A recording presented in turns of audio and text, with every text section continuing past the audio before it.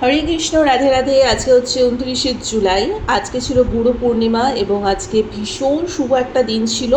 তাই প্রত্যেক বছরের মতো আমরা এবছরও গুরু পূর্ণিমার দিন বাড়িতে গুরুদেবের এবং সত্যনারায়ণের আরাধনা করব।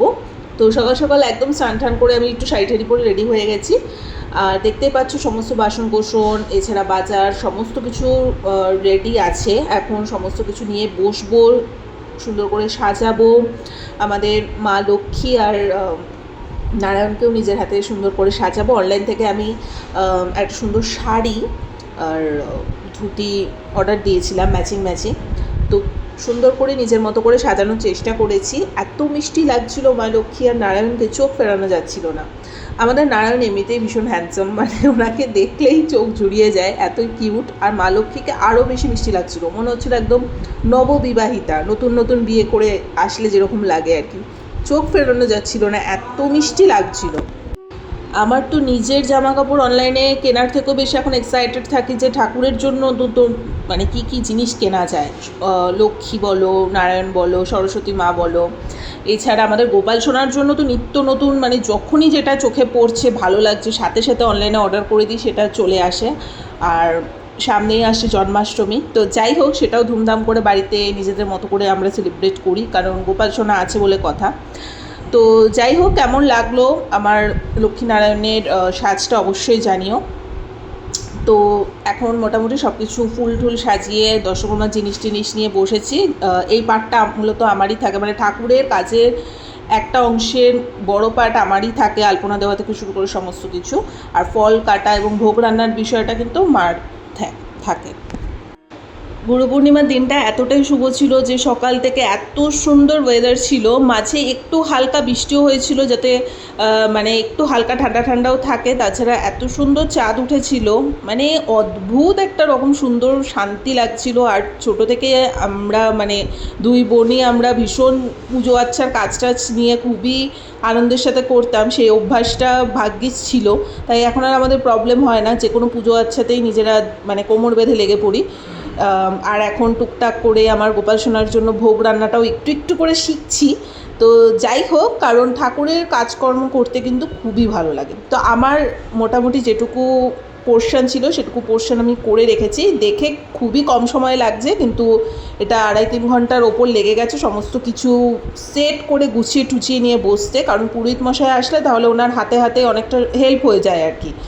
তো যাই হোক, পুরোহিত মশাই অলরেডি চলে এসছে দেখতেই পারছো।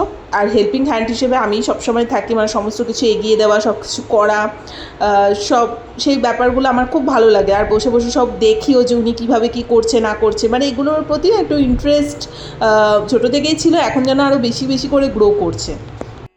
তো যাই হোক, মোটামুটি বসে পড়েছি। এখন পুরোহিত মশাই আমাকে যা যা করতে বলছে আমি ওনার হাতে হাতে সেগুলো সব করে দিচ্ছি।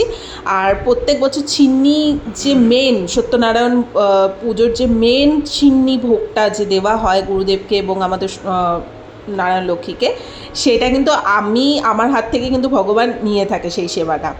তো যাই হোক, একটু পরে সেইটাও আমি দেখাচ্ছি, মানে সমস্ত পরিমাপ উনি বলে বলে দেয় আর আমি ওইভাবেই সমস্তটা নিজের হাত থেকেই করি আর কি।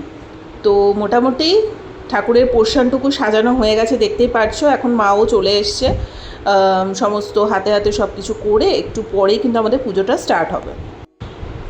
আগের দিন 28 তারিখ থেকে যেহেতু পূর্ণিমা লেগে গেছিলো, তো 29 তারিখে 7:44 কি 45 তখনই হয়তো পূর্ণিমাটা ছেড়ে দেওয়ার যোগ ছিল। কিন্তু আমরাও ভাবছিলাম যে ওই টাইমের মধ্যে আমাদের পুজো হয়ে যাবে কি না, কিন্তু পুজো মোটামুটি 4:30-5টা থেকে উনি এসে সব জোগাড় টোগাড় স্টার্ট করে দিয়েছে। 6টা থেকে মূলত আমাদের পুজো স্টার্ট হয়ে গেছিলো এবং আরামসে আমরা 7:10-15 মধ্যে পুরো পুজো কমপ্লিট আমাদের। তো মনটাও ভীষণ শান্তি লাগছিল। আমরা ভাবছিলাম যে ওই টাইমের মধ্যে যদি পুজো না হয়, যদি লেট হয়ে যায় তাহলে তো পূর্ণিমা ছেড়ে যাবে, কিন্তু ভগবানের এতই লীলা, সব সময় মতো হয়েও গেছে। আর দেখতেই পেলে যে কথা বলতে বলতে আমি ঠাকুরমশাইয়ের সাথে সাথে ছিন্নির সব জিনিস জোগাড় করে দিচ্ছিলাম ওনার হাতে।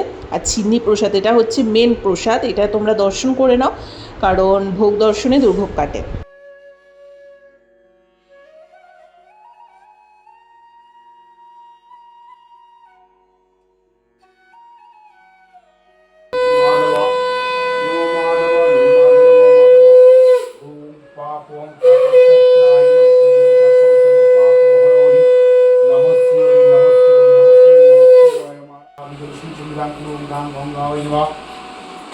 শব্দ পাতন সমন্তি সর্বদুঃখ বিনাশী শুকুরা মুখ্যদা গঙ্গা গঙ্গৈব পরমাঙ্গতি ওম গাং গঙ্গা ওম গাং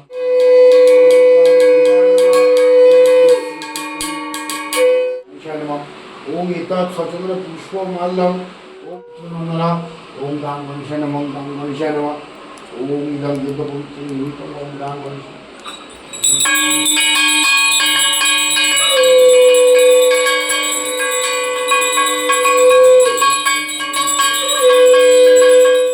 ভগবর্ধনা যথা বিহিত সত্যনারায়ণ লক্ষ্মী পূজা করিষ্যামি অষ্টশতী বিংশত সংখ্যক হোম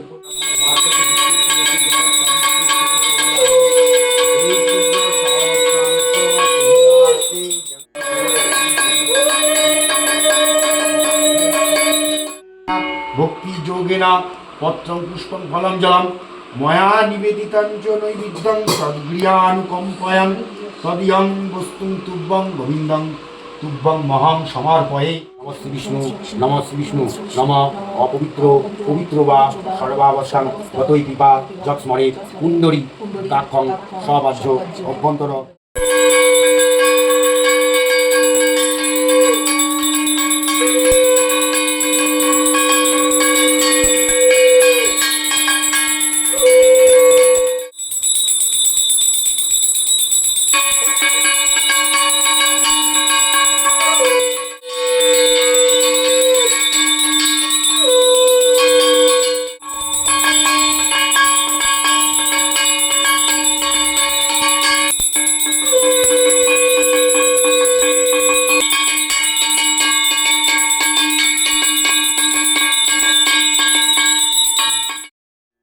তো পুজোর পাঠটুকু ছোটো ছোটো করে শেয়ার করলাম। পুজো হলো, আরতি হলো, পাঁচালি পড়া হলো, সমস্ত কিছু হলো। তারপরে আমরা উপোস করেছিলাম, তো আমরা সবাই মিলে অঞ্জলি দিলাম, খুব আনন্দ হলো। এখন লাস্ট পোর্শনে আমরা অবভিয়াসলি যজ্ঞটা তো রেখেই থাকি। এত সুন্দর লাগছিল, পুরো বাড়িঘর একদম মানে খেলে উঠেছিল আর কি। আর এত সুন্দর চাঁদের আলো, মানে দিনটা এত মিষ্টি লাগছিল কি বলবো। প্রত্যেক বছর আমরা চেষ্টা করি গুরু পূর্ণিমার দিনটাতেই গুরুদেবের আরাধনা করে থাকার। তো যাই হোক, তো ফাইনালি পুজো আচ্ছার পার্ট কমপ্লিট। এখন তো মা সবাইকে প্রসাদ দেবে, মানে আমাদের পাড়ায় যে কজন থাকে আমরা মোটামুটি আমি আর ভাইকেই দিয়ে আসি ফল প্রসাদ, চিন্নি মেন যেটা, সেটা সমস্ত কিছু মা এখন বাড়বে আর আমি আর ভাইকে টুকটুক করে সব দিয়ে আসবো। আমাদের বাড়িতে বরাবরই সত্যনারায়ণ পুজো এবং লক্ষ্মী পুজো একদম বড় করে পুরোহিত ডেকে প্রত্যেক বছর আমরা করে থাকি।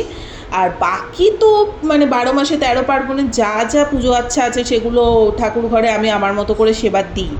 তো কারণ সবসময় তো পুরোহিত ডেকে করাটা সম্ভব হয় না। তো যাই হোক, তো দেখো চাটটার ছোট্ট একটা ভিডিও করেছিলাম, সেটাও শেয়ার করলাম। আজকে মেনুতে ছিল খিচুড়ি, একটা লাবড়া, চাটনি, তারপরে মা পায়েসও বানিয়েছিল, সেটার ভিডিও করতে ভুলে গেছি।